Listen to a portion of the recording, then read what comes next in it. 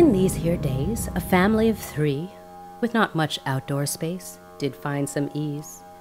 As spring sprung up, bird song echoing through the trees, On the fire escape, the scent of fresh, bright green leaves. Just outside of their window, they caught sight of those singing whose trilling and tuning got their elbows all tingling. Wanting to feed the birds, they built a tower of seed, and the guests that arrived surprised them indeed. Woodchucks and cardinals, a black-capped chickadee, yellow warblers, blue jays, and many more than these, a kestrel and starling, a red-winged blackbird, all speckled with sun, all of them heard.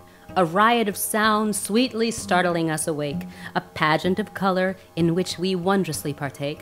But soon came the sparrows, and everything changed. They blocked and they bullied, some infected with mange. The blue jays were cowed, cardinals filled with dismay.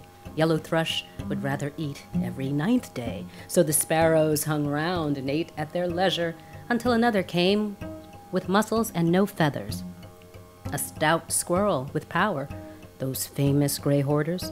The sparrows were pushed past the fire escape's borders, so outgunned, outmaneuvered, in time completely severed from seed, nut, and root, and respite and pleasure.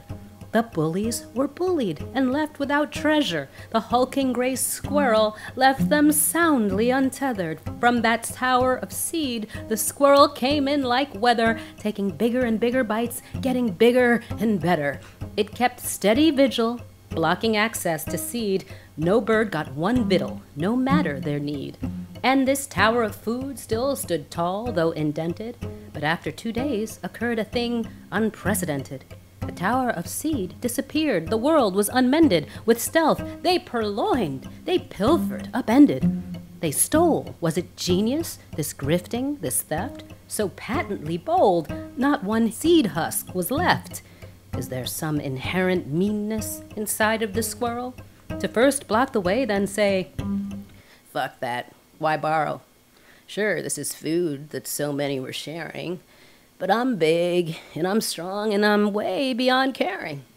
This shit is mine. I'm packing it all up. Fuck you, little sparrow. Go choke on a beech nut, or acorn, or pine cone, or what the fuck have you. I'm taking it all home, and I'll eat till I'm fat. You know how I store food for late fall and the winter. But now I've got extra, having incurred not one splinter. That's right. Fuck you, blue jays, and cardinals, and warblers, and to hell with you sparrows who die on the corners. Your future roadkill, meal prep for keen rats. It's dog eat dog, as they say, the Darwinian trap." But what if the warblers and blue jays and thrushes, the cardinals and kestrels and blackbirds said, "Fuck this"?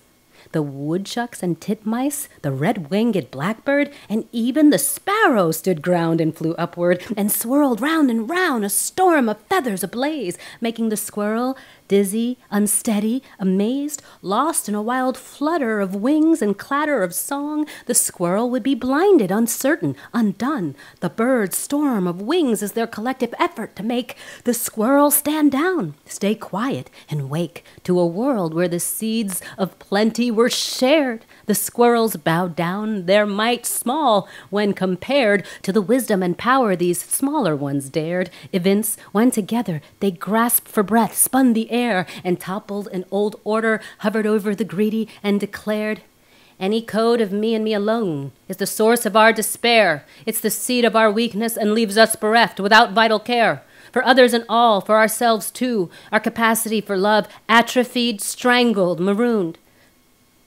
So, with great work to expose the genius of squirrels as the death of each and every one of our tomorrows, with squirrels overthrown in light of this bright, sweet upending, can we live this waking dream, this inconceivable mending that comes with discarding all thrones and their kingdoms, a rising bright dawn, a miraculous wisdom? This pageant of color, this riot of sound might be a heady tide signaling that a new way comes now.